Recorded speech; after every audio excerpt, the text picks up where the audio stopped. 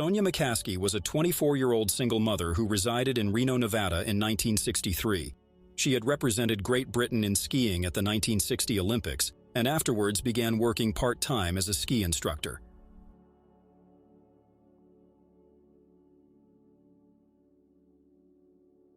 On the evening of April 4, 1963, Sonia McCaskey, a 24-year-old mother of two, found herself with a rare opportunity for some personal time.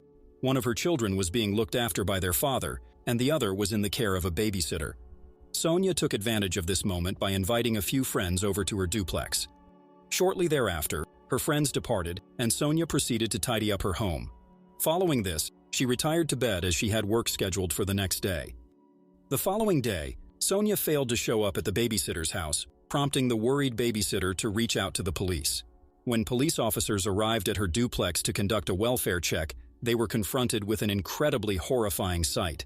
Some of the officers were visibly shaken and felt sick when they opened the door to her duplex. The stench was overpowering, making it difficult for them to breathe.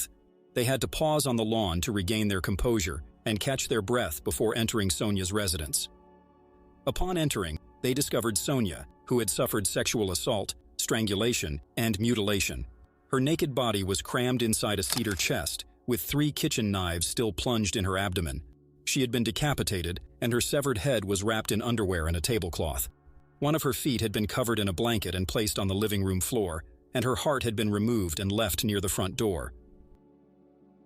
Because of the precise nature of the wounds, police initially believed they were looking for someone with training as a butcher or surgeon. But this assumption proved to be far from the truth.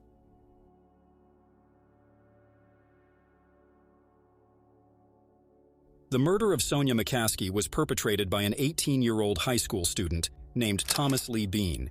He confessed to the crime, revealing his disturbing fantasy of killing the first person he had sex with. He randomly chose Sonia after spotting her Triumph sports car the night before the murder. On July 8, 1963, Thomas was found guilty of the murder and initially sentenced to death. However, in 1972, the U.S. Supreme Court overturned all pending death sentences nationwide, leading to a change in Thomas's punishment to life in prison without the possibility of parole. As of today, he holds the record as the longest-serving inmate in the state of Nevada, having been incarcerated for over 60 years.